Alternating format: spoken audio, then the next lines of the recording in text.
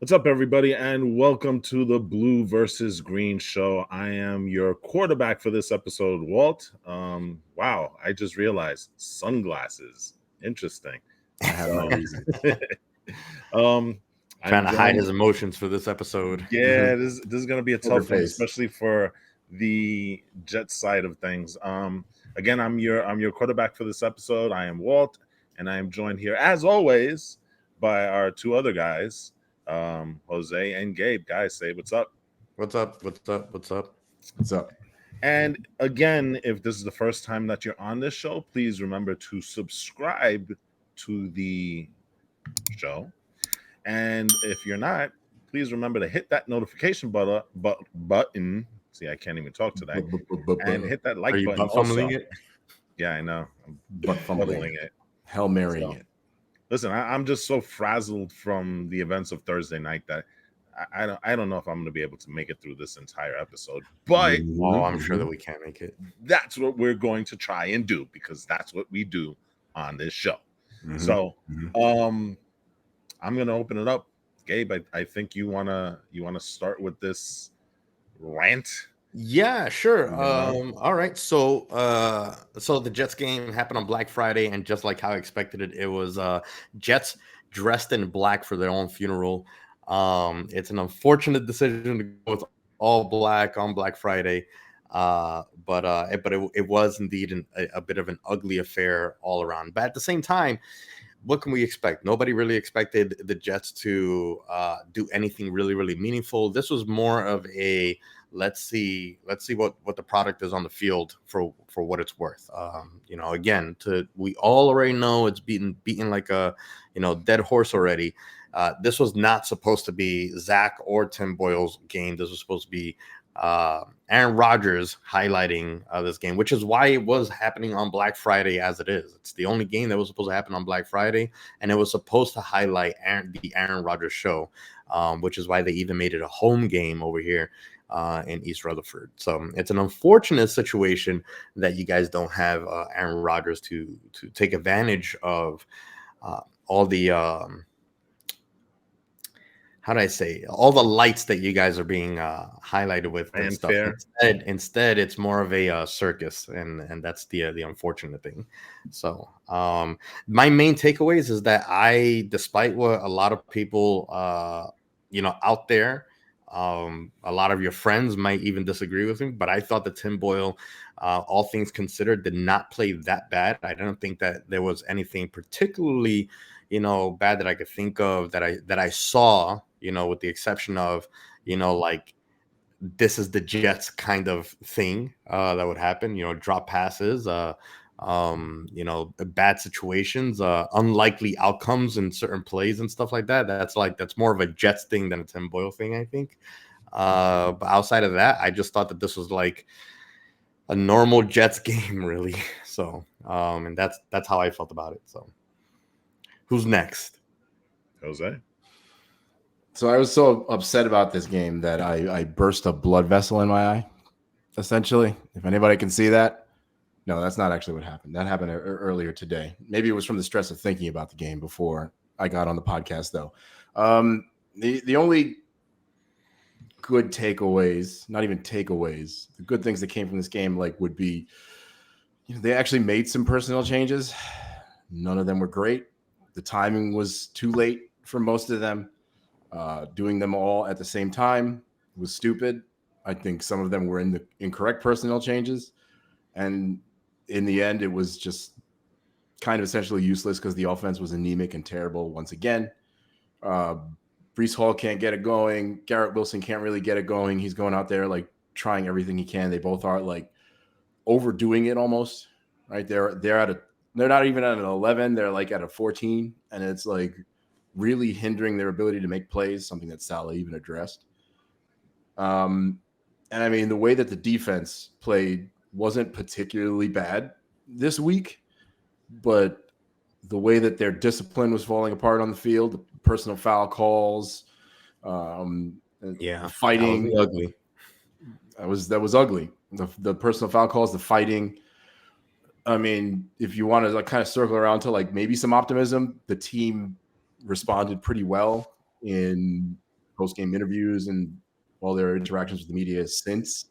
But at best, you can hopefully say that this is a team that's just passionate on the field and gets angry and just pushes each other and kind of forgets about that and is trying to be mature about that when they speak on it in the media. But it was ugly. Like it just qualified as an ugly game. Well, All right. Well, the Jets do have a thing for holidays, don't they? I mean, you've got the Christmas 99-yard salsa dance by Victor Cruz, right?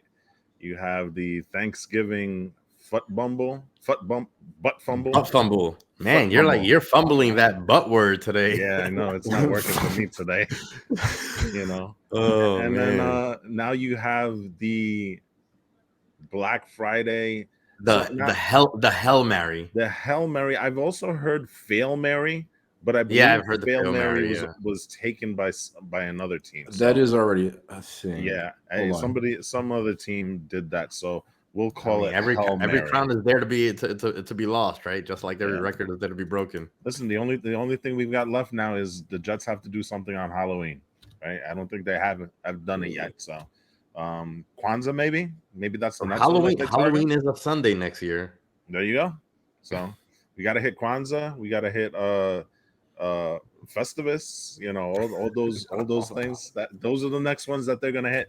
I find it hard to say anything else about the Jets right now because it feels like we've been doing this for the last 6 or 7 weeks. It's kind of wash, rinse, repeat at this point with all the things that are going on with the Jets, and so it feels weird because this was the year for Jet fans anyway. Aaron Rodgers, right? Aaron Rodgers. Everything was built around Aaron Rodgers. Everything that was done was for Aaron Rodgers. And even now that Aaron Rodgers is still not here, everything is still being done around Aaron Rodgers. And I almost feel like Aaron Rodgers has become from the savior to the albatross that's hanging around our neck, and it's really difficult to move forward, with him here, despite the fact that he's not playing. And I just, what else is there to say? I mean, you look at the game itself.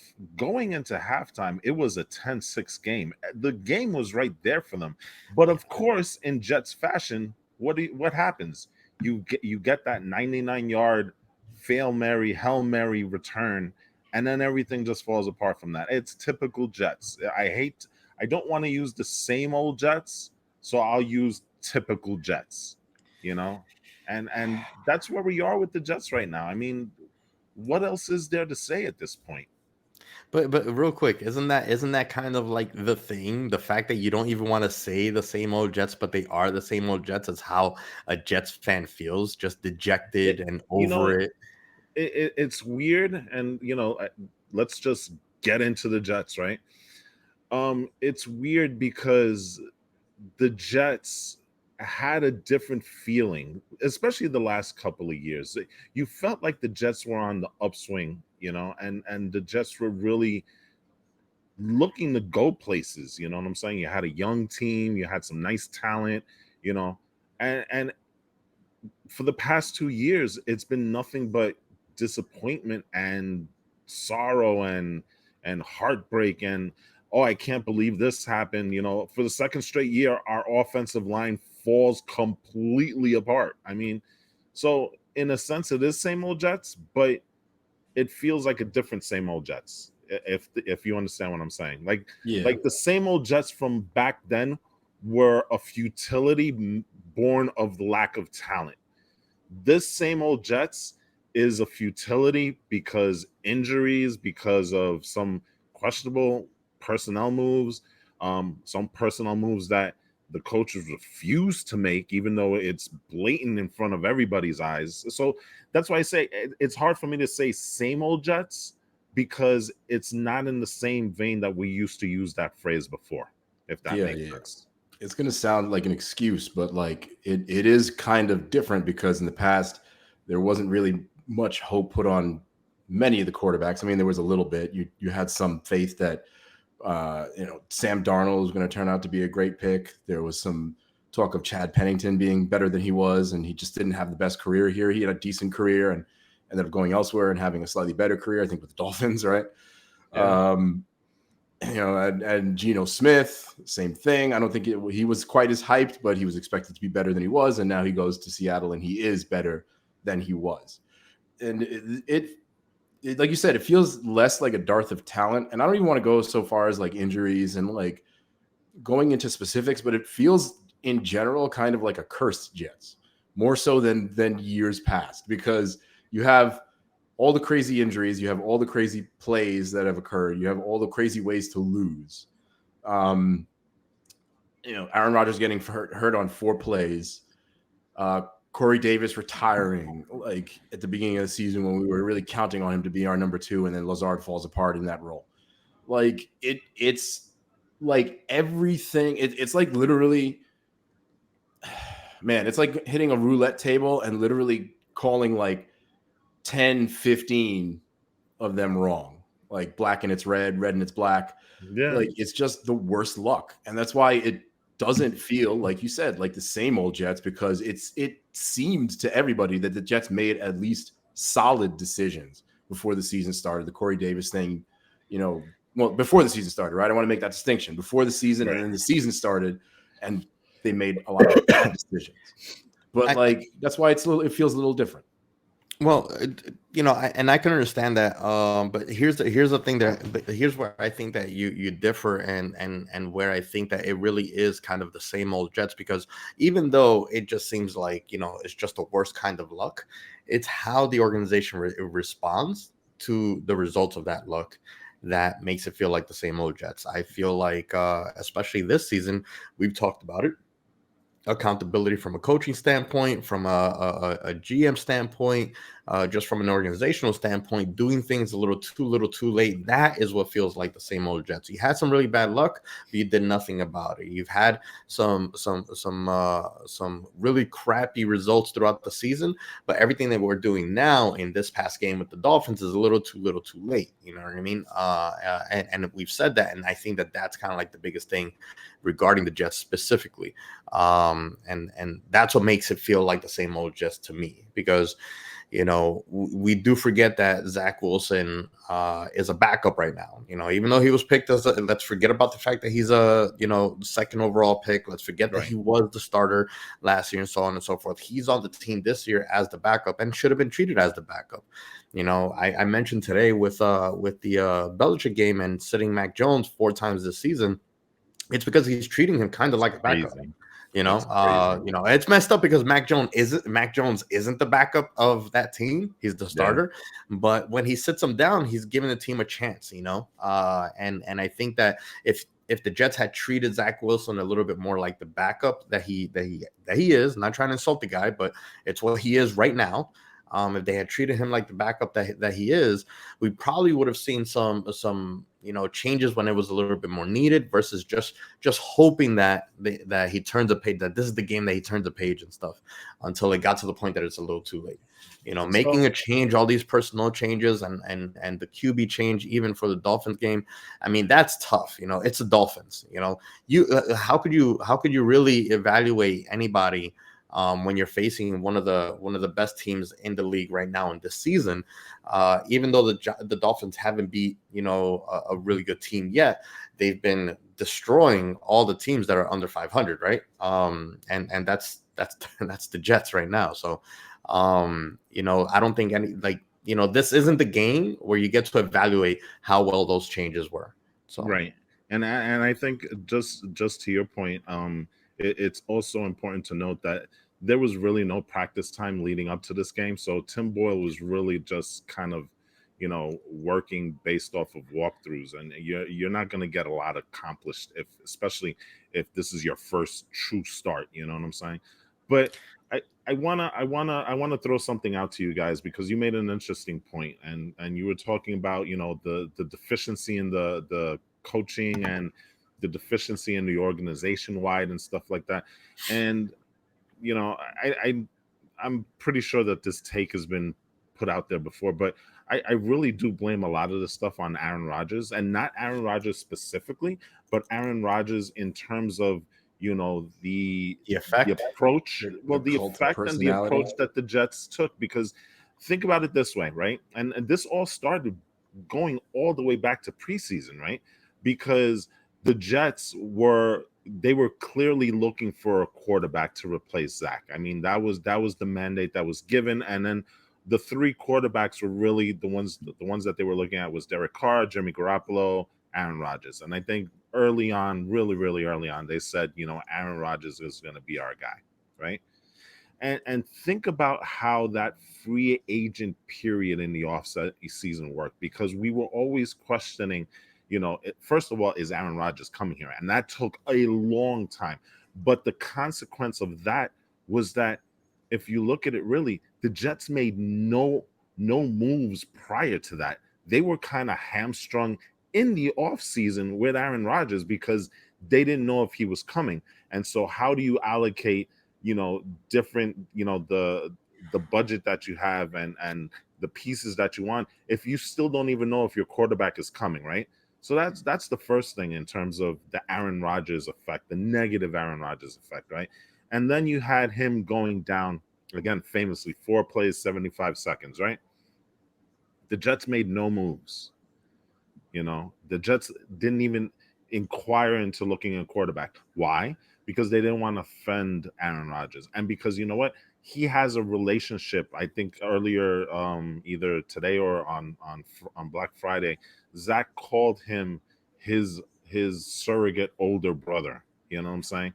And it's clear that Aaron Rodgers likes Zach Wilson. Why do you think? I know Zach Wilson is a favorite of this organization, but why do you think they didn't even try and get another quarterback? Because you know what?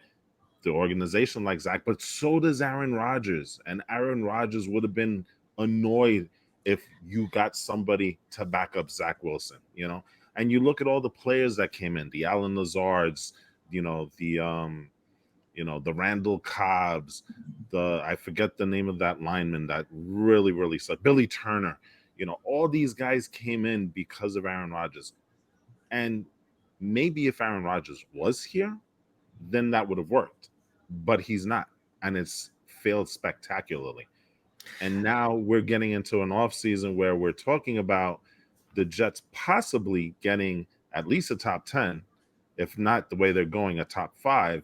And the question is, will the Jets take a quarterback or will they go elsewhere because taking a quarterback might offend Aaron Rodgers? I mean, everything kind of just trickles down from that one decision that they made in the offseason. Well, I think that there was a lot there, so I kind of wanted to go back a little bit onto the Aaron Rodgers effect in the offseason.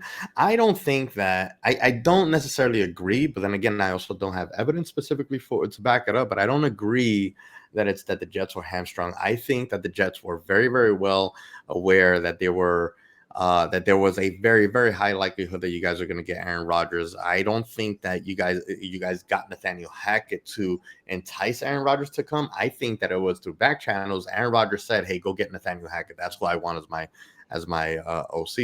I think that all these things were being done with Aaron Rodgers through back channels, like a pseudo GM. And that's been the biggest issue in season as well, right? You noted that, like, after he went down, they didn't do anything because they don't want to anger Aaron Rodgers. I think it's just that Aaron Rodgers is acting like a pseudo GM or a pseudo, head coach and stuff. And I don't think it's that they don't want to anger him. I think that they're listening to him specifically as in that position. And I've also said that, again, like, the issues that you guys have, I think, especially early on in the season, is that Zach kind of, I don't want to use the word fool. I used it before in text messages and it's been out there and stuff. I don't want to say that he fooled you guys, but again, I've said that he's like he's the girl in the red dress. You know what I mean? He showed you enough that makes you go, like, you know what? Look, we can win without Aaron Rodgers, and Aaron Rodgers trusts him. And then it's like, oh, now I see what Aaron Rodgers sees in him. Let's trust what Aaron Rodgers says.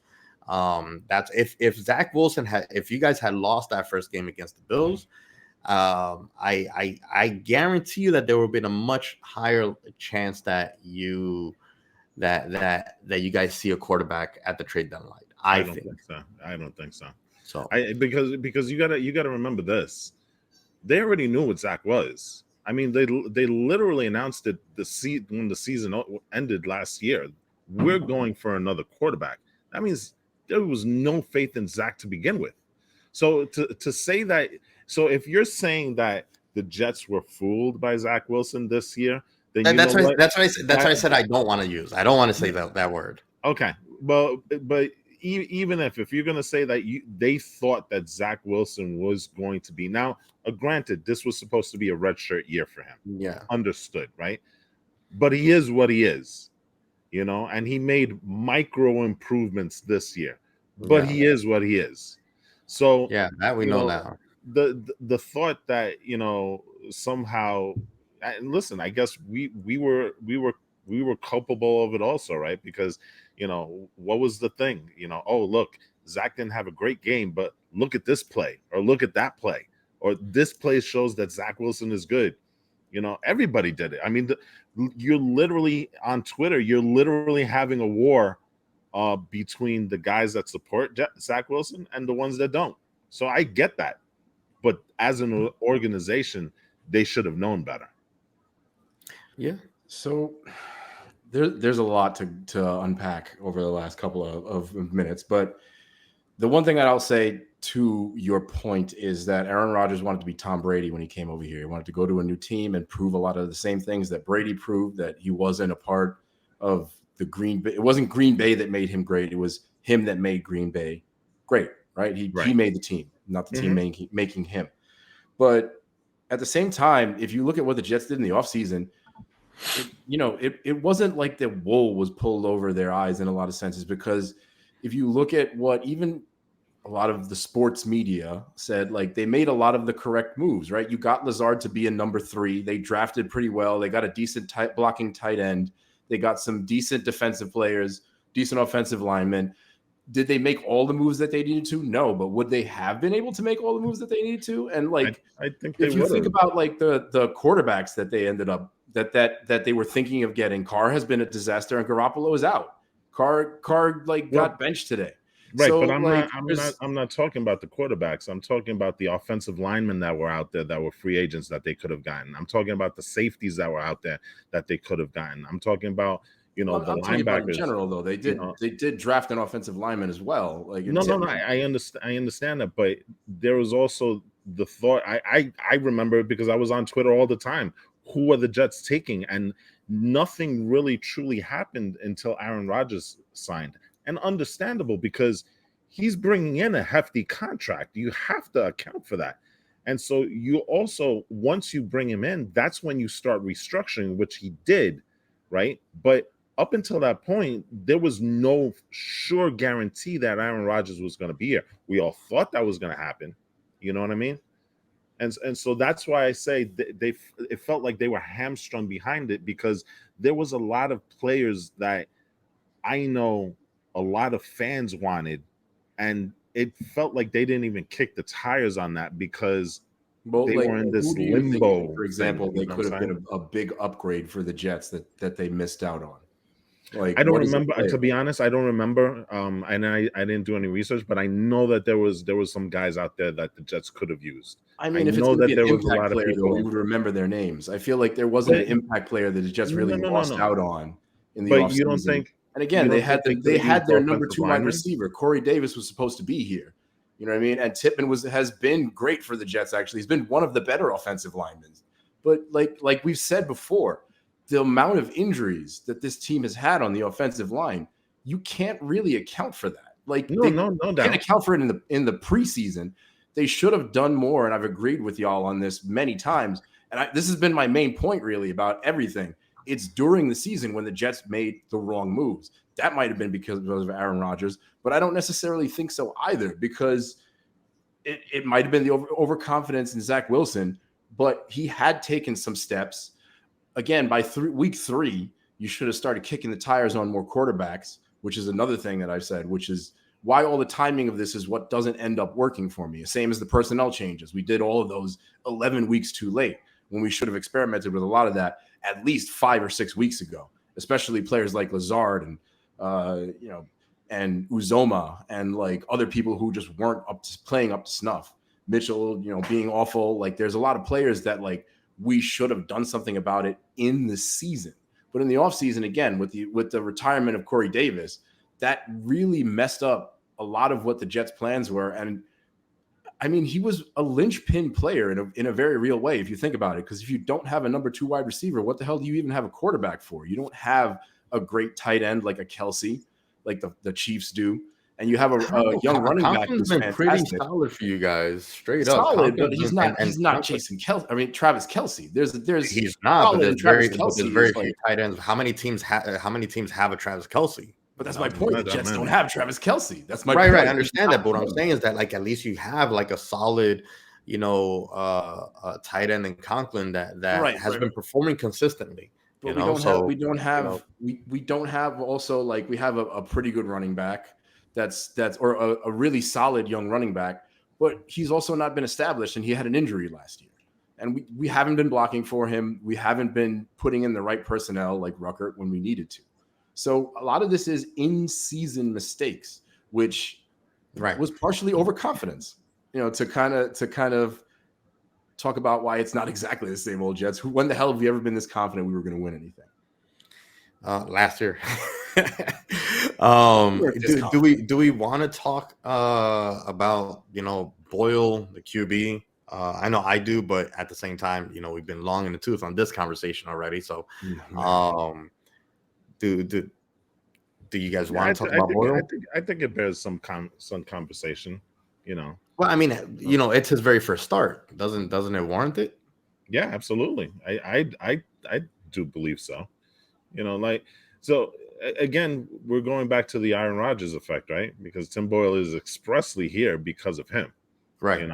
And the talk leading up to the game was that Tim Boyle has this mastery of Hackett's offense, which is another thing that I want to touch upon a little bit later if we have some time, right? But you look at Tim Boyle and you can't really blame him for what happened here this past week, because he was kind of put, I think Gabe, you had mentioned it before, he kind of was put behind the 8 ball starting his first game in Miami with what amounts to maybe 3 days preparation going into the game. Can't anybody be Josh Dobbs? Well, it does happen, but you're never going to do it with this offensive scheme. You really not. It kind of makes you pine for the days of Mike LaFleur, doesn't it? Mike LaFleur, who's doing pretty well on the Rams right now. So at least they scored, I think, 34 points. It makes you wonder if like all those things were the problem, right? Because when Mike LaFleur was here, it was Mike LaFleur's issue. You know what I mean? And then now it's Hackett and Saleh and stuff like that. So it does make you wonder. Because it seems like a lot of players that couldn't hack it here, pun slightly intended, seem to do well enough wherever else they go. Now, it would be great to see Sam Darnold have like a good starting job. I think that Sam Darnold has been unfortunately ruined, but he might be the next Geno Smith, where he ends up starting somewhere else in 3 or 4 years, and suddenly he's breaking 4,000 yards and hitting the playoffs. He might be the next Geno Smith. I can totally see that. You got to remember. You got to remember the reason why Geno Smith left the Jets, right? Because he started punching out his teammates. So Geno Smith he's definitely quite aggressive. Yes. So he had to do some growing up before he can actually accomplish what he's doing right now. So, but I know Jose has some very, very passionate things to say about Boyle, so I'll let him get to it. Let's talk about like in the Sam Darnold case. That's not his fault because the Panthers are like literally an awful team. Bryce Young is actually a decent quarterback. I mean, there was a statistic that we've shared amongst ourselves recently that he is the most accurate quarterback with the least separation in the league. He gets the least amount of separation, and he makes the tightest throws more than any other quarterback in the league in both of those categories, good or bad. So he's not the problem. If he had a decent team, hell, if he Maybe we should have kicked the tires on him if the Panthers were willing to, but they probably wouldn't do something like that in the have first Sam season. Darnold back. Not Sam Darnold, Bryce Young.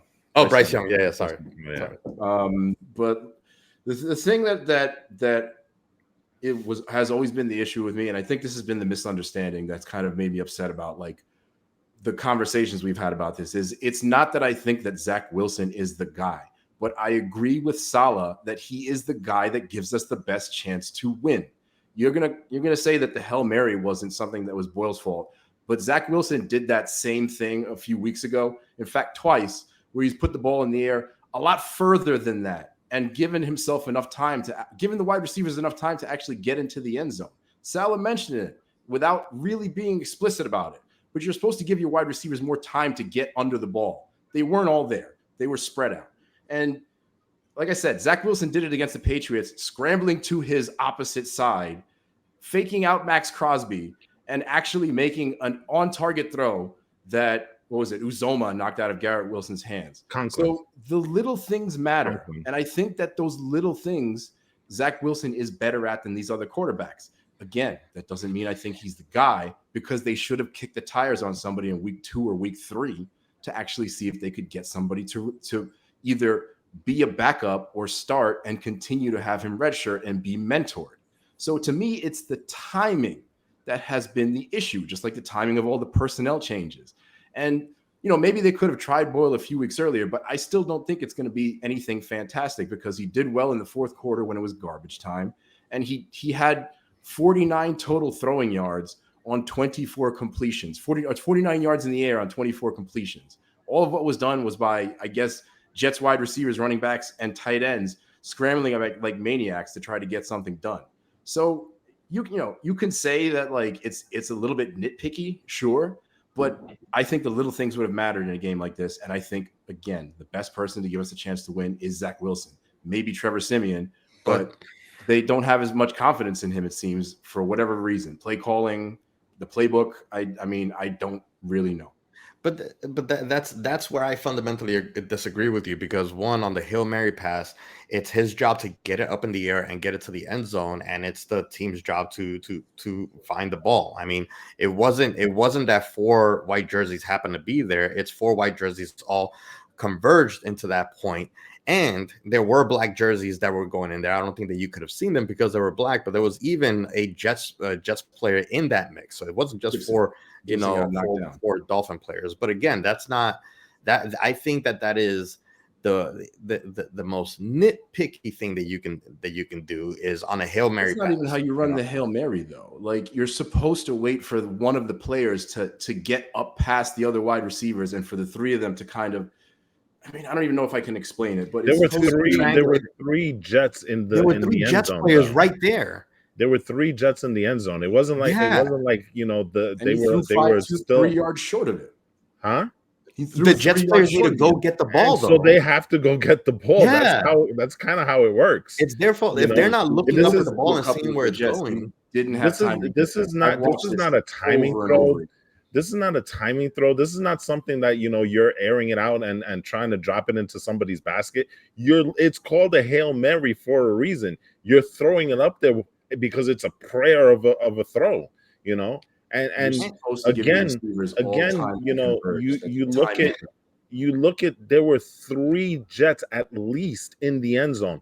They need to go after it. They need to go get it. I'm sorry. I disagree with that, because you know what? Those Jets, there's a lack of motivation here, and you saw it, especially after he intercepted it. They didn't start running until he was like at the 40, and then that's when they realized, oh shit, this guy's gonna go all the way.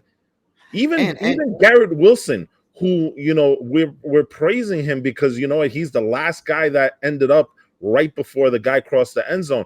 Even he didn't start running hard enough until afterwards. Until he realized that nobody in the front was blocking. Exactly. So about Hail Mary, though, you can't put this on Boyle.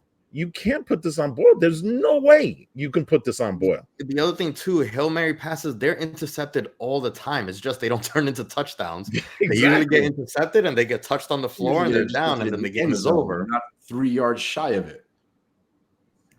The throw wasn't far enough. I've The seen receivers plenty, didn't but get enough dude, time to get under it. I've seen it a plenty of million guys, times. That's my opinion. underthrow Hail Marys. That I mean, to say Yeah, that Zach Boyle is Wilson, the first, that's He's done it twice. Sorry. Where the wide receivers have dropped the ball, but he's put it there. And that's all I'm saying. That's why I think it doesn't matter if you don't score. And then the ultimate thing is that this is my thing with Tim Boyle is that I thought that the offense looked better. I thought that Tim Boyle looked more composed. I thought that it was smoother running, even though we didn't. He was just given a ton of screens to throw. That was it. That was all he was doing. And that's fine. But I still don't like screens. I had what I had mentioned, in the chat. Is that Tim Boyle didn't look so jittery. He didn't look like he has happy feet running away and stuff. He looked a little bit more composed, and it took him 38 attempts to get a touchdown, which by that rate, we're going to see a lot more touchdowns with him. And that's kind of the biggest issue that Zach has had is that he can't complete, he can't finish in the end zone. And in one start, Tim Boyle can show that he can. But here's the thing about Zach, and you know what? This right here, what we're discussing right now, highlights that perfectly, right? With Zach, we're always looking at the things that he does super well, which is and I'm going to say this, I've said this before about Zach, I'm going to say it again. He makes the hard things look easy, and he makes the easy things look hard. So over here, we're talking about a Hail Mary that he's done pretty well in the past, right? But yet he holds the ball on too long. So, we're highlighting the great things that Zach do, but we're totally discounting the fact that, he has no pocket presence. He doesn't know how to scan the field. He doesn't know how to hit his receivers on time. He holds the ball way too long. This is a perfect example of all of that stuff. What are we talking about here? Zach can make a great Hail Mary, but he can't throw a 5-yard out. That's where we're at with Zach. And we're arguing because of the exact same thing that Zach does to every single fan. Oh, look at the great things that Zach do. And then we minimize the shit that he does when it's the easy stuff. So we're back to that again. Yeah, we're basically back to last season, which is unfortunate. Yeah, that's all it is. You know what I'm saying? Zach can throw a great Hail Mary, but you know what? He can't throw a 5-yard out. Oh, Zach can throw it and hit, Wilson, and Conklin knocks it down. But yet, you know what? He can't read the linebacker that's right in front of him and intercepts the ball. These are the things that drive us crazy as fans with Zach Wilson.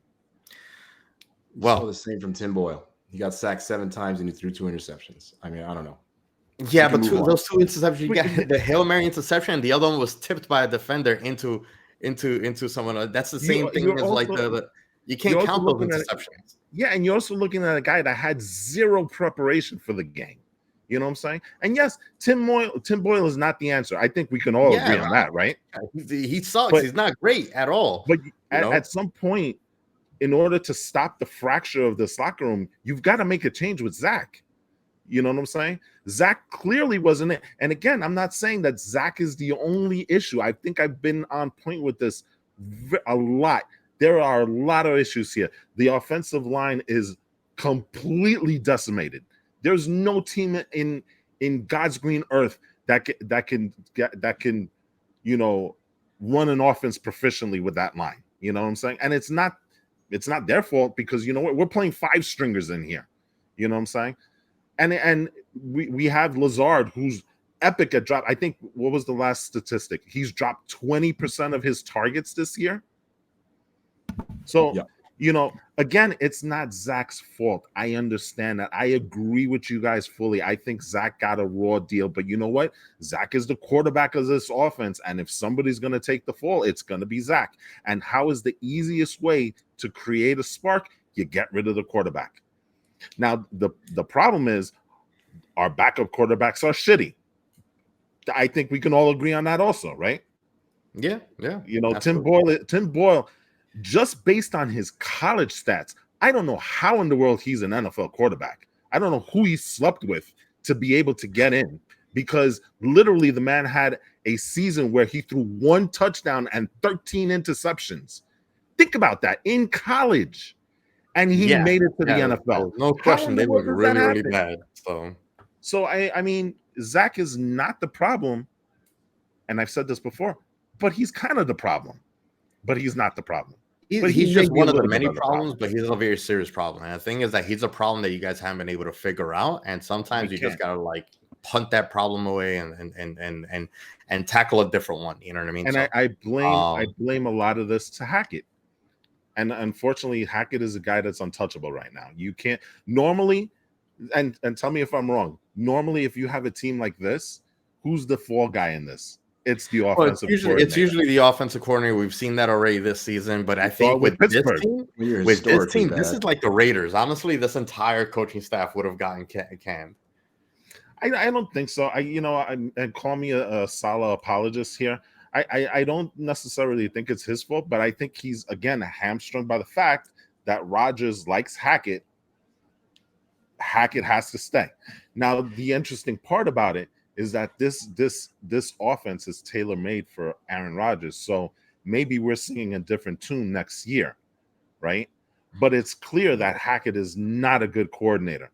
Hackett's a good coordinator if Aaron Rodgers is running his offense. That still remains to be seen because Well, yeah, it might have that been is Green true. Bay. That is true. It might have been Green Bay. That's No, gonna you're suck right. if Aaron You're Rodgers right. is in next year and Hack is the OC and you guys still suck. That's gonna suck a lot. I literally, I know the Jets don't have the balls for this, but I literally would say, you know what?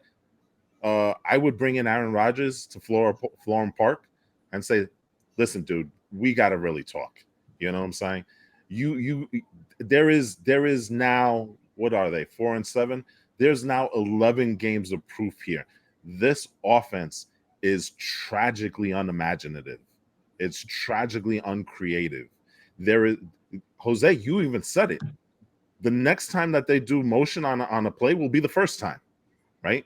They don't do any of the things that a normal NFL offense does. And I put that on the coordinator. I'm sorry, Hackett. If I were there, I'd say, you know what, Hackett's got to go. They do fewer play action plays than the rest of the league on average. Fewer motion plays than the rest of the league on average. They scramble the quarterback out of the pocket less than the rest of the league on average. Which is insane when you have Zach Wilson there, right? I mean, yes. I mean, they didn't do that this week with Boyle, but with Boyle it makes more sense because he's going to throw 2.5 yards in the air and let somebody make something out of that. But yeah, the offense has been historically bad. Yeah, you want to know who isn't a bad backup QB? I agree with Gabe that we need to wrap this up. We need to start talking about how wrap it up. No, but I'm just saying though, since ugly or terrible. You know, I wanted to segue just a little bit earlier, but I couldn't butt in without like interrupting you. But you know, Tommy TD isn't that bad of a QB. What's his name? Say it again. Tommy TD, but I realize it's not Tommy Touchdown. It's Tommy DeVito. It's a TD for his name is Tommy DeVito. Yo, eight touchdowns in 5 weeks. Call that man Tommy TD. Call him Tommy TD. Come on. Hey.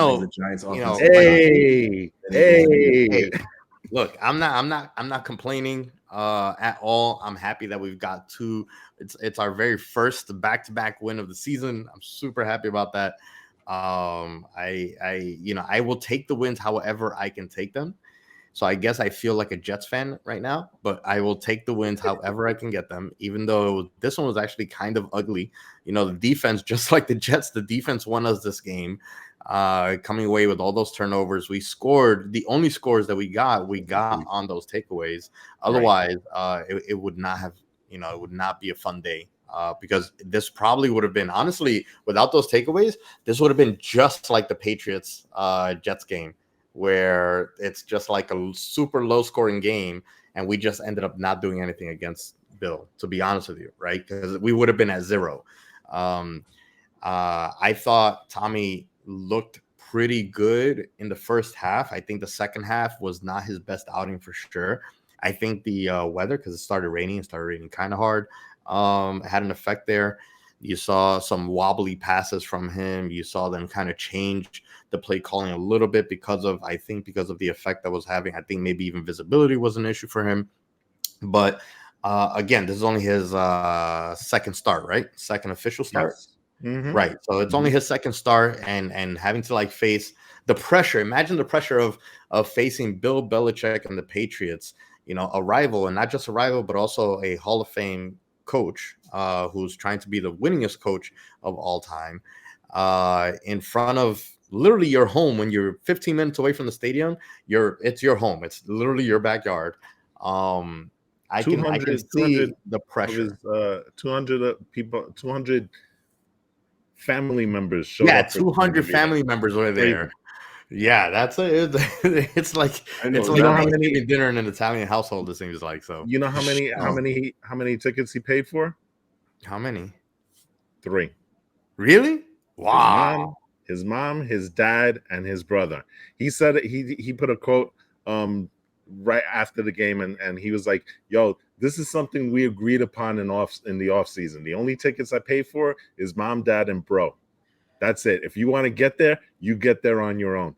I 200 feel of that them though. came though. I feel that. 200 of them came though. You know. I super feel that. That's what's So up. I totally get that. But anyway, nonetheless, we won, and I'm happy for it. I'm glad that Tommy was able to get another touchdown, which unfortunately, not to pile on, but again, comparing crosstown, quarterbacks right now, there's yet another week where Tommy's able to get another touchdown, and last week there was a comparison between him and Zach. This week it'll probably be there as well. I mean, it seems like there was comparisons between him and who was Bryce Young, already. yeah. Saw a meme out there, and I said it before that this is our Mike White. So this is like our Mike White moment.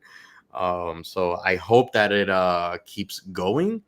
I hope that it doesn't crash and burn, kind of like the Mike White train sort of did.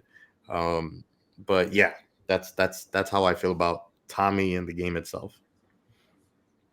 So this was again kind of a great game for the defense. I think they had 6 takeaways last week. They had 4 this week.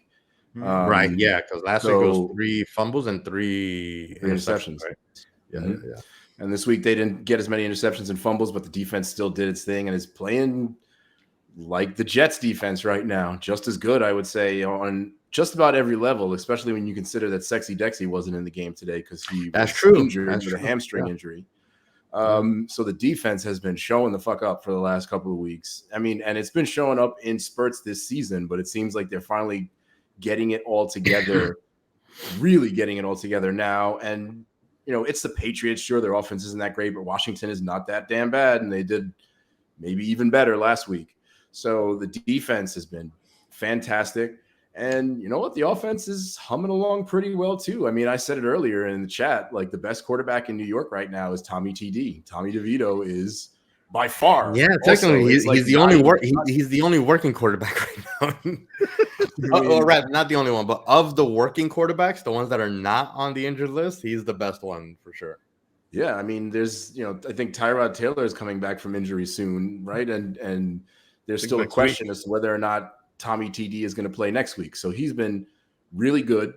He's made some really good throws, and he hasn't made a lot of the mistakes that you expect from a young quarterback. So good for him. Some of the things that weren't that great this week was the pass rush wasn't really there, but again, that's because Dexy wasn't around. They only got, I think, 1 sack this week, which isn't ideal, but the defense still made up for it in a number of ways. Okereke went off, and Okereke had an awesome game. Amazing game, and then you got to give him his flowers for that. So, the Giants, weren't as good there, but you can consider that like again because Dexy wasn't in the game. The ugly was still the offensive line. I mean, you were talking about how Tommy TD was looking a little rough in the second half. I think it's because he took too many damn hits to the head from getting sacked 7 times. So I'm hoping that Tommy TD is not another. I can't stop calling him that. Tommy DeVito is not another like sort of early on kind of tough ass kid who can take these sacks like and stick with it, and then after a while, I mean, he's been sacked how many times in the last couple of weeks? Probably more 20. than Daniel Jones has, like on average. So in the 3-week span, he now has the record for most sacks in the 3-week spans by a Giant, and I think by anyone in a 3-week span. I can believe that because, gosh, you know what? Now I kind of want to check it really quickly. But he got sacked 7 times this week. He got sacked 9 times last week. He got sacked 5 times versus Dallas. He also got sacked 6 times versus Las Vegas, and we sacked y'all 2 times. So he wasn't in the game for very long. Well, he was in the game for a while, but like he didn't really throw the ball in that game, so you didn't expect. How many sacks is that on the season? How many sacks would Daniel Jones have taken if these numbers just keep holding up? That's an insane amount, man. One quick thing I want to mention about those sacks also. He only threw 7 times, so it was one of the highest pressure rates of all time. One of the highest sack rates of all time, being that he only dropped back 7 times or 9 times and got sacked twice. So there is also that as like a 20+% sack percentage. But y'all won. So like that's what you gotta hold on to. You won. That's all that matters. Yeah, that's what I'm saying. All that matters, all that matters is that you win, as long as you don't let it blind you, to the season. That's all I'm saying. Yeah. No. Well, this is all I gotta say. Tommy TD, Rookie of the Week again. Right? No, last week. I was gonna say, dude, probably got a couple more games to go. Yeah, we're not gonna find out until like Wednesday or Thursday. But I think he's probably gonna get rookie of the week again. No, I'm not off of this performance, but you know what? Just the fact that you got a guy that came out of here. Well, he was an undrafted, right? Undrafted free agent. Yes. Yeah, undrafted free agent, Rookie of the Week. Shoot, that's pretty good. That's huge. Yeah. And listen, what are you 2-0 as a starter, right? As a starter, yeah, he's 2-0. What a way to start a career, right? That's what I'm saying, man. Like it's you can't like say anything about it. I'm in the Daniel Jones camp. I don't, it's not even that I want to celebrate every single win.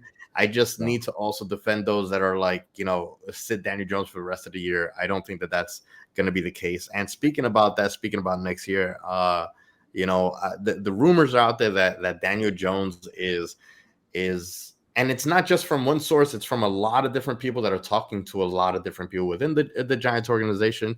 It could be posturing. But a lot of people still have a lot of confidence in Daniel Jones, as do I. I feel like he does have like all the tools. We've seen him use all the tools. We just need to get that car out there on the track running, and clear that track for him. But there's some rumors, right, that the Giants might not even take a quarterback, which even I think is kind of crazy. But I wouldn't be mad at if they focus on just a lot more depth than putting another QB there, right? Because if you have a really good overall program and you got a lot of depth, all you need is a game manager there, right? Until you do then put like a really great quarterback. That's my own opinion, though. The problem I have with that thinking is that and I know you said this a couple of weeks back, you were infuriated with the fact that people thought that Daniel Jones is an injury-prone quarterback. But, I think now you're going to have to start having that conversation, especially the nature of the injuries that he had with that neck. That neck is going to be problematic. It's not going to get better. It's only going to get worse. That's absolutely true, but that's why he has the contract that he has. Everybody wants to keep saying $160 million, but really it's an $80 million contract because they can bust out of it next year. So I think the best case scenario right now, and it's kind of it's funny because it's kind of counterproductive what the Giants are doing right now. Right, they're winning in the season that you can kind of say is meaningless. Right, like these are meaningless wins here, and they're still in the hunt. Right. Well, we'll get to that later. You know what? They're in the hunt. Next 3 weeks. They're actually closer. They're actually closer than the Jets. I will admit that because Jets, they are the 15th. So bad. Yeah, the Jets are 15 out of 16 in terms of the AFC, and I believe the Giants are 12. The 12th. Believe we're 12th. Yeah. Yeah, they're 12 out of the 16. So there is. There's a path. We're only a couple games separates us from the Packers. To quote Jim Carrey, so you're telling me there's a chance, right? Yeah. But and so that's why I say it feels like you're being counterproductive because of course you you want to win. That's the goal of every player, right? But with every win, that takes you further and further away of the Caleb Williams and the Drake Mays of the world, right? But I do have to kind of respond a little bit to that. I don't know that it's counterproductive, because what else do you need for this Giants team? This Giants team is full of a bunch of rookies, and they haven't gelled. The biggest issue is that they're not. Well, yeah. What I'm saying is that it's kind of counterproductive. I'm not in terms of winning, because winning, of course, especially like you were saying, rookies, all they do is benefit from a winning culture, right? Right. You know? So, but I've said this last week that I'm looking at this now as the rest of the season is our preseason right now. This is the time for everyone to get the experience that they need and to gel what they need to fix the issues that they need now, so that they can go into it next season. There's going to still be a ton of players that are going to be here next year on this squad. And if anything, this is the way that I feel like Joe, Shane, and Dabo are looking at it now. It's like, all right, who are we going to keep here next year? Who is developing the way that we want to develop them, so that we can then plan our offseason around the group that we have here? And that's why I don't think that it's like truly counterproductive, because if put it to you this way, if the Giants are so bad that they end up getting first and second round pick, then really you need to kind of get rid of the entire team, not just get a QB, right? And that's why I say kind of counterproductive. I'm not saying that it is. I'm just saying in terms of the draft, right. Counterproductive. That's what I'm saying. Of course, like I said, winning cures all, right? And winning is also beneficial. But you know what? This is now, what is it, the 12th game? So this is now a 5-game audition for guys who are going to be here next year, right? But I kind of feel like you got to take that quarterback. You've got to find a way to get a quarterback in that first round. And I understand that there are a lot of things that you can say in terms of, well, we need this and we need that, and I agree with that. But there's always the specter of Daniel Jones getting hurt. Right. And, I mean, so the best case scenario, clearly, Daniel Jones comes back next year and plays out, while your quarterback in waiting truly gets that redshirt year where he's learning behind a veteran quarterback, that if you decide to keep Jones for the 2 or 3 years that he's here, right, that he's contracted for, at least you've got a guy behind him that's learning. And so that 4th year he comes in, or the 3rd year, whatever you want to say, with whenever Jones leaves, right, you've got a guy that you have full confidence will continue, whatever you're doing, whatever you're building with in terms of the Giants. And again, I agree. I want to get Jose's opinion on this, but I agree. I'm just saying that I wouldn't be mad if Joe Shane's offseason approach is not to get the highest possible quarterback to replace Daniel Jones, but to get whatever pieces he can to bolster the team's depth. Now, if that means getting one of the highest rated quarterbacks in the draft, and then in the in throughout the season you realize, okay, Daniel Jones is your guy, and you can use that quarterback to trade him off for some pieces, for picks, whatever it is, I wouldn't be mad at that, is all I'm saying. I'm like 50-50 on both of those. I think that you can get a quarterback, sit him, have him watch, have him learn, and then put him in there, and maybe that's our future quarterback and stuff like that. But I wouldn't be mad at the approach of, let's focus on developing the program, developing the depth for the future of the team, not just the now, but the next 20 years. Isn't it insane that everything that you said also applies to the Jets? Yes, except that I think that the Giants have a better track record of no doubt, but like, when it comes to that, the argument for taking the quarterback or not taking the quarterback in the first round, it's the exact same thing, I guess. So, but you guys need to take a quarterback. You guys don't have a choice. Yeah, we do. But Jose, I wanted to get Jose's thought on the draft with the Giants and everything. Well, I mean, when you're playing this bad early in the season, and your quarterback situation is so fraught with either injuries or inconsistencies, you have to look at a quarterback. You have to at least look that way and see who might be like one of the best fits. I mean, you can build depth, but you're not going to get the kind of depth that you need just from drafting, I don't think, because the amount of help you need on the offensive line, and y'all still need wide receivers. Tommy TD may be good and all, but and Slayton's been showing out, but at the same time, you still need some damn wide receivers, and your defensive line might need a slight tweak next year in account of some of the people that you've traded away. So, but that's exactly with my all of that point, kind of like, so you pointed to like all the injuries with the QBs and stuff. How do you let's say we get Drake May or Caleb Williams and stuff like that, and we don't develop the depth that we need in order to protect them. How do you put them out there even to learn out there and stuff? You still have Daniel Jones start, but you got to draft a quarterback. He's not gonna be starting next year.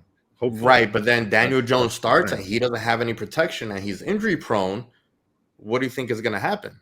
Yeah, what can you do? We're talking about only one pick. I mean, there's still the rest of the draft that you can address to that. You know what I'm saying? And I understand. Typically, you can find linemen in the later rounds. So it's not like we're saying, you're just throwing everything in the quarterback and then forget everything else. Or you can trade those picks for some really amazing pieces on the field. Exactly. I mean, the good thing about it is that if the Giants draft pick is high enough and you already see Drake and Caleb gone at that point, this quarterback class is deep enough that you can trade back to get some more picks, still get your quarterback, and then address the offensive line that way. There's a lot of different ways that you can do this. Yeah. Right.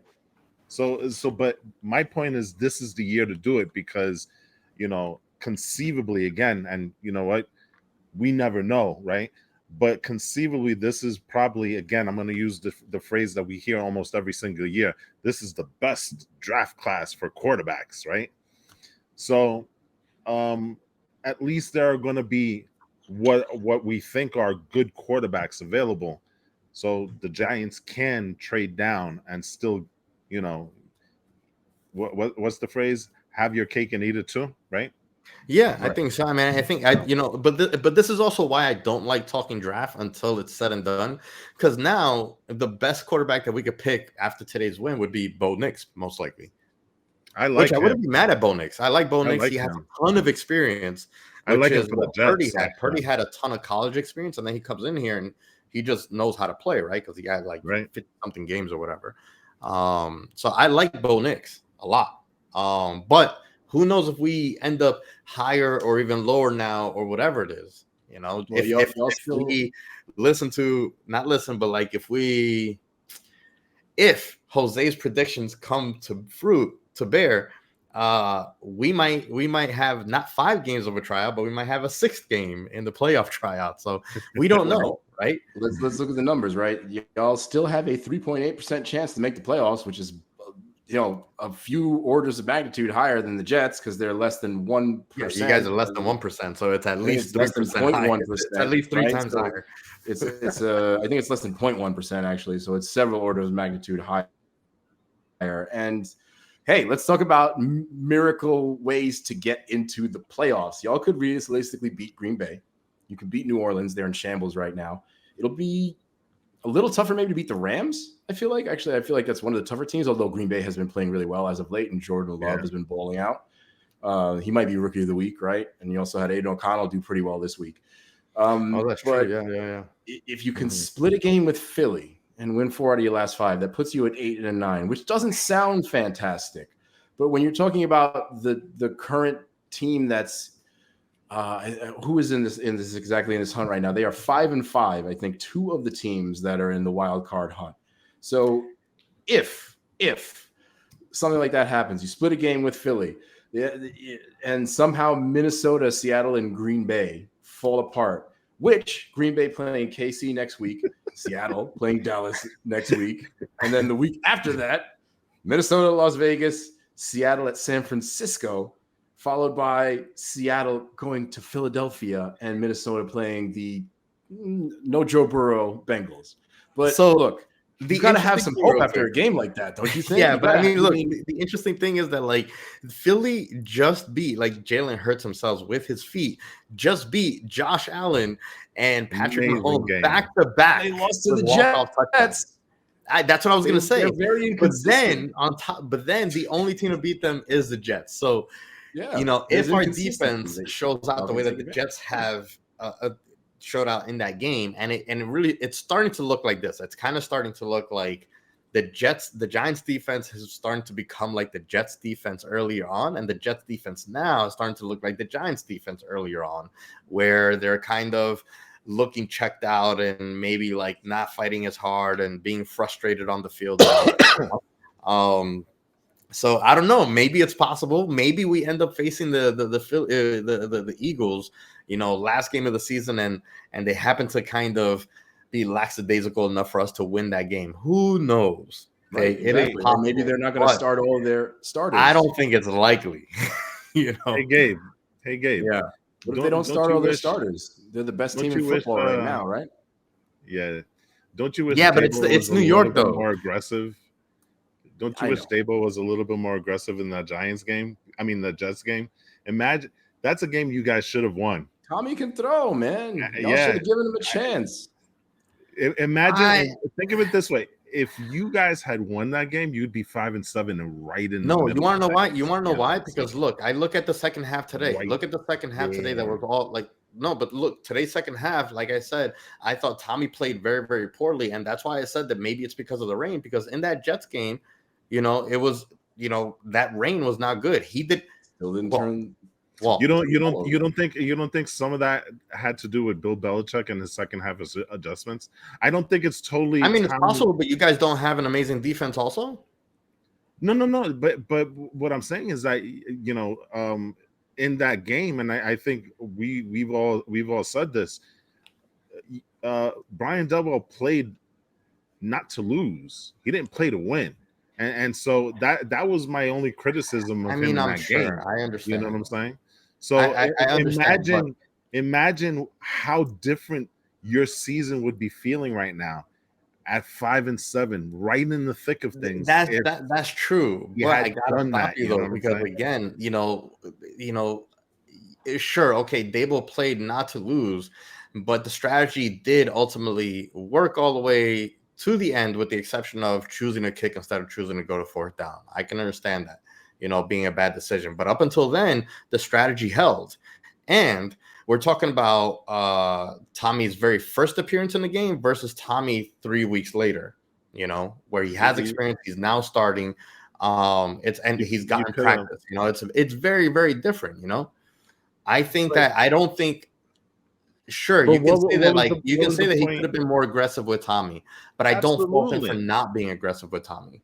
I don't like the idea of bringing a backup quarterback and playing this safe bullshit. I got to be honest with you. Right. The hell is the point of this, of bringing in these backup quarterbacks and giving them a tryout if you're not going to let them do a damn thing, especially when your starting quarterback is injured and the reason that he's in there is because your other quarterback is now in a bad position. Like, give the kid a chance. That's why I kind of hate because it's a little bit different when you have everything on the line. When we were playing you guys, there was a whole lot more on the line than there is this week. You know, stop it. Sorry. Was there though? You all have one win at that point. You all have one win. You've gotten more wins since then. I feel like there was way more on the line at that point. I understand, but under the circumstances, like I said, under the circumstances, and not forgetting, considering that the strategy still ended up working anyway. Okay, considering that, okay, I don't know about that. Yeah, I don't agree with that. I don't know. But anyway, that's all past. That's all past. And a lot of other things helped out. So, let me ask you a question. Was it Tommy DeVito's fault that we ended up who was the reason that we ended up still with the lead with a few seconds left in the game? In that game. You still ended up with the lead? What was that? In that Jets game. Before the field goal. But here's the thing, you guys, what was it? I'm trying to remember how that game ended up, but you know, you guys went for instead of trying to trust your players, you went for a kick in the rain with a guy that was clearly compromised when all you had Right. to do was get that one first down and the game would have been over. All right. So So analytics and everyone else says it was a 50-50 chance whether you go for the kick or you go for the first down. And when you say you want to again, trust your hold on. okay. You say you want to trust your players. Isn't that what he did with Morstead? With Gano. Hey, Gano, do you think you make it? Yeah, I got this. He's trusting his players. Trusting a for guy Tommy who went and had surgery right after the game. I mean, you know, you knew that I this guy was understand, hurt. but this So again, this analytics work when the players that you're talking about are healthy. Gano was not, and Gano had missed a couple of field goals the game before. He missed a couple of field goals in this game. It was rainy, it was windy. Analytics goes out the window at that point. I understand that, So, and I I mean, said, you know, after everything that's come out, yeah, everything in that hindsight, it would have Dayball been better knew to at go the for that fourth time. down. But at the same Everything time, if Dayball you're knew at the saying, time hey, trust when he was making his decisions. if you're saying trust your players, and he's talking to his players and asking them, you know, to be honest with them, and he's trusting his players, isn't that what he's doing? Yeah, Yeah, like it didn't players work out. are going to be Notorious honest for when they this, want to man. play, right? Dayball Players is are always going to notorious be for this. honest. He did it with Daniel Jones. He did it with Gano. Like, he's been doing this for 2 seasons. You have to take some accountability when you do this kind of shit and get your players injured where it ends the season, or they have to have surgery, or they're out for several weeks, and it throws your entire team into disarray. This is not something that happens that often on other teams. Other teams are quite careful with their franchise players. Yeah. And Dayball is not. Yeah. And I've said it before. I don't like the way this organization deals with their injuries. I really, really don't. And, you know, proof is in the pudding. You know, Dory Jackson last year, you know, you're arguably one of your best defensive players, and you're throwing him out on punts. What do you think was going to happen? Exactly what happened. He got hurt on the punt, missed the entire season. Again, with this season with Andrew Thomas, you knew that he got hurt in that second game against who was it? No, I think it was the first game, right? First game. Dallas game. He hurt himself early enough in the game. You left him out there. Guess what? He missed 7 weeks after that. I understand. You don't need to regurgitate it to me. But yeah, that's what I'm saying. This is past history. Dayball does like all the move time. past that and talk about the game a little bit more, and talk about the missed field goal in this game. Sorry. No, I mean, I think that there's not too much happened. 10-7, and there's not really much to talk about. What happened in the game? Nothing. Unlike the Jets, it wasn't really a lot of controversy.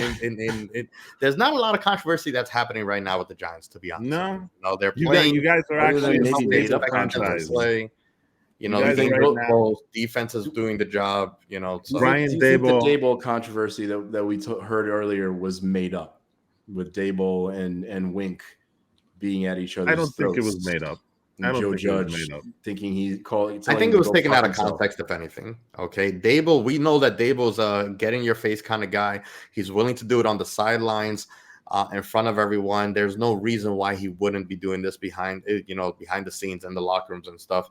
And without, reporters and ourselves as fans, we don't actually know what the relationship between him and Wink is directly, for example, or between him and the players, or between him and anybody else. But let's consider the fact that just last week and the week before, what we hear out of the locker room is that it doesn't feel like it's a 2-way season, because they still have so much cohesion, and they still get joy out of playing and practicing and showing up every day. You don't get that without having a tight-knit group with tight-knit coaches. I think that the reports of Wink and Dayball being on the outs and potentially him going mid-season, I think that those were exaggerated rumors without context. I happen to think that when there's smoke, there's fire. And considering the source that it came from, Jay Glazer, he's got a pretty good pulse into the locker room. And if it was anybody else, I'd say you're absolutely right. Mm-hmm. But the fact that it came from Jay Glazer, that's a super credible thing, person to be taking that from. And if I need to remind you, this is not the first time that Wink Martindale has found himself in this position also, because he left the Ravens under similar circumstances. So, to hear what's going on here, it if you read the tea leaves, we're back to Ravens and Jim Harbaugh and supposedly them leaving with an app, because remember, everybody was surprised when he left, Right. so there is a precedence with Wink Martindale, not vibing with the head coach. It's happened before. And again, Jay Glazer is a very, very well-respected guy who doesn't put out clickbait. So Right. There's no question about it. Yeah. right. But- So Totally that's agree. why I say there may be something to that. And you know what? I hate to say it, and maybe this is me being very, very whatever, but the fact that Dayball gave him the game ball seemed kind of on the nose this week, when it comes to that. I hate to say it, but it just seems like it's almost like a PR spin. He was like, hey, we've got the cameras in the locker room, they're seeing this, let me just throw it out to Wink just to show that there's solidarity. I'm sorry, that's just the way that it feels to me. I want to respond to that, but Jose, go. Yeah, so let me make this sort of like psychological and like social point, because in a sense, maybe Dable and Wink and Shane and all the others are kind of like the Olive Garden when you hear your family, and like they just treat each other that way because of the nature of their relationship. Because I would point out that a lot of my friends and even some of my extended family sometimes think that we're arguing with mom, or Puerto Rican, Guatemalan household, and it's just that we're loud and we like give each other shit and we poke at each other, and we even say things like fuck you, like in jest from time to time, and we even do that shit on this podcast. So there could be that aspect of it. Maybe it's kind of like what I feel might be going on with the Jets, where they're that passionate and they're that angry on the field, but that's because they're pushing each other to be better. But you're right. There is some history of this with Wink, so it has to be considered in this instance. But at the same time, I mean, what reasoning would there be other than like some disagreement philosophically, right? Because the Giants defense has been doing so damn well and basically carrying Dable's ass, right. if we're being fucking honest. So maybe it's Wink boasting about doing that. I don't know, but I mean, let's hear what Hina has to say. Well, Hina is what? Breaking news. What is that? What happened? Please stop trying to knock down my glass. Stop. Hey. Why are you asking All a right, cat to knock things down? That's not. So what Hina just told me is that one thing that could possibly, be, I can totally see maybe there was a little bit of a friction going on between Dable and Wink. And maybe that game ball is not something for public. I think that it's also mainly for the team as well. The team's got to see that there's that there's cohesion between the coaches as well. That could have been for the team, but it could also be an olive branch to Wink. So like, hey, like maybe symbolically is like, I fucked up, I shouldn't have said what I said. This is my olive branch. Let's patch it up. It could be that too. Maybe there is a lot of truth to exactly what it is. And maybe this is Dable trying to bury the hatchet right now, which I think would be a good sign of a head coach, right? This is going to be one of these things where it's going to be time will tell. This is going to come out in the documentary in the future. So yes, exactly. We're never going to hear about this until after their careers are over. Or maybe not over, but at least their careers here in New York are over. Yeah, exactly. Yeah. All right. Anyway. Moving on. Next week, the Giants get a well-deserved bye. They can go and bask in their glory of 2 straight wins. You know what I'm saying? Tommy DeVito can take all 200 of his family members to the restaurant. Get some chicken cutlets. Family dinner. Yeah, as long on as the Giants. Bill, I'm sure. Yeah, exactly.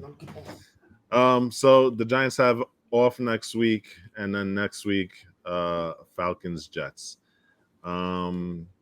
Race for who scores 10. Is that what we're looking at? You know, No, the I Falcons, predict. crazily enough, are in it because of the division that they're in. Yeah. So they'll be playing for something. I don't know what the Jets are going to be playing for, but they'll be out there on the team in MetLife, by the way. Yeah, the Falcons won today. You guys can have that stadium. So I think, are they not? They are in. Yeah, the Falcons are in first place. So yeah, they're playing for something. They're playing for something.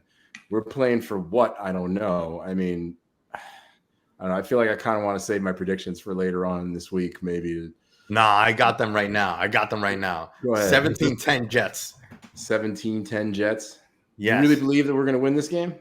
Absolutely. You really believe we're going to score a touchdown 17? in each half, and you guys are going to get a field goal in the second half as well. So who's going to score the touchdowns? I just want to exactly. Is it the defense that's going to score it, or who's going to score those touchdowns? Did Timmy Boyle score a touchdown this week? He did not. No, he did. No, he actually did. Yeah, he did. Excuse me. So I expect at least one more. Totally wrong. Garrett in the corner, you know. So crossing route. Yeah, I truly don't know what Jets team we're gonna get. At this point, I'd be shocked if they score 17 points. To be honest, the way they've been playing. Oh my God! Knock it off. I don't know. All right. I can't tell you here. Do we have any? Let's see.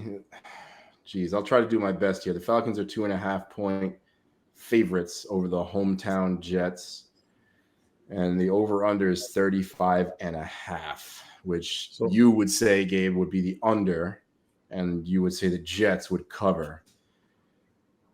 Oof. I mean, the Falcons have been playing better as of late. I was there for their tough game against the Vikings, who have been playing pretty well. Their defense isn't that bad. Their offense isn't great, but they have Desmond Ridder. Excuse me, not Desmond Ridder. Bijan Robinson, who's a really good running back, and the Jets don't really do that well against running backs. I mean, they're not as bad as the statistics indicate, but a lot of those running yards have been against quarterbacks. Yeah. But big backs. They struggle against big backs. Yeah, they struggle against big backs. And I think outside zone runs, if I'm not mistaken, is the other weakness of the run defense. Right. So I'm definitely gonna go with the under 35.5. As far as the final score, man. I will go 16-10 Jets. I'll say it. I'll say they'll get a touchdown and 3 field goals. And right, is that touchdown and 3 field goals, and the Falcons will get a touchdown and a field goal. I don't know how they're going to get those touchdowns, but let's just say they will. Okay. Well, Walt, what about you? Optimism. Huh? What about you, Walt? What about me? Did you make your prediction? I don't think you did you? My prediction is that I have no idea what the fuck they're going to do. No. Give us something. Give us if you had to give you have look, put it to you this way. You have less than 1% chance of being right, but give it to us anyway. All right. I think the quarterback's going to throw. I think the wide receivers 50-50. They might catch the ball. Be serious. I think the linebackers are going to hit the other team. So they're going to tackle. Wow. They're going to tackle sack the other team. The problem is that Breece Hall can't get going, and the reason for it is that they have no respect for the quarterbacks that the Jets have, and so until that changes, Breece Hall is going to continue to run into a wall, and so it's hard for me because if everything's clicking, then I think this clearly should be a Jets win, but it's not. So, the opposing teams have no respect for any of the quarterbacks that the Jets trot out there. So, of course, Breece Hall is going to be running into, not one wall, not 2 walls, probably 5 or 6 walls, in his thing. So 8 in the box. Yeah, listen. Sometimes it feels like it's 12 in the box, right? You're right there, Gabe. Yeah, Hina's just those cat I'm, memes, I'm where telling they're you, knocking everything down. She very clearly her wants me own. to She wants so. her own microphone, bro. She wants her spot in the show. You know, we need to put her in the middle here. So, Knock it off. all right, you want to All right. score? I'll give you 10-6. There you go. Who? Falcons. I really do think I do think the Falcons, they have a reason to play. And I'm not sold on the fact that the Jets right now are, until something changes, I have no confidence that they can score. So I that's feel where you. I'm at with that. All right. That's where I'm at. Well, So that brings Yep. us to the end of this very long and very difficult and very sad podcast, at least for Jets fans. One guy over here is kind of happy. But also, Giants win. I mean, Giants yeah. win. 2 in a row, bro. 2 in a row. I gotta celebrate it, man. I Giants don't win. get that many this season, and and this is the first back-to-back win that we got. So Does I'm it gonna suck celebrate that Belichick suck? again. Does it suck that they're going into a bye instead of just keeping that momentum going? Huh? What? Tommy Does it DeVito needs a suck that break. you guys are going into a bye instead of keeping that momentum going? Nah, I think this is good. I think this is going to be good for us because we don't have anything necessarily to play for in this season. So going into a vacation with the 2 wins, I think that the players are going to come back happy, recovered, recuperated. I think Tommy DeVito is gonna have, this is like his time for his 15 minutes to keep shining for an extra week. Insanity. I think that this is good. If Tommy we TD. had something serious to play for, then yeah, it'd be a little bit tough. It'd be like, all right, you guys don't get vacation. You guys need to stay focused so that when you come back ready. You know what I mean? But right now, it's a matter of like coming back ready to play, and ready to improve is what I'm looking for. So, You know what I'm gonna do? For them to work some shit out. When he comes back from the bye, every time Tommy TD scores a knock it touchdown, off. I'm gonna yell out chicken cutlets. Chicken parm. There it is. Chicken There parm. it is. Cutlets. Every time he scores a touchdown, chicken parm. So isn't this the thing now? Every single fan, every single Giants player has to do this. It doesn't have a word. Yo, you Doesn't have a heard word. that as he entered, they were playing The Sopranos, right? Really? Yep. Oh, that's sick. That was his theme song, man. coming He's into so hard not to root for, bro. coming from the locker room onto the field. They were playing Sopranos in MetLife. So All right, guys. We are done. We are finished. This has gone on long enough. Yeah, we are completely done with week 12. Guys, thank you for sticking with us all the way to the end. Remember to please subscribe, smash that notification button, share it, talk to your friends, and get on those comments, man. We want to hear from you. Talk to us. Yeah, just let us know if you think we're right. Let us know if you're crazy. It wouldn't be the first time. All right. Anyway, until next time, people. Go Jets. No, it's always go Giants first. It's blue versus green.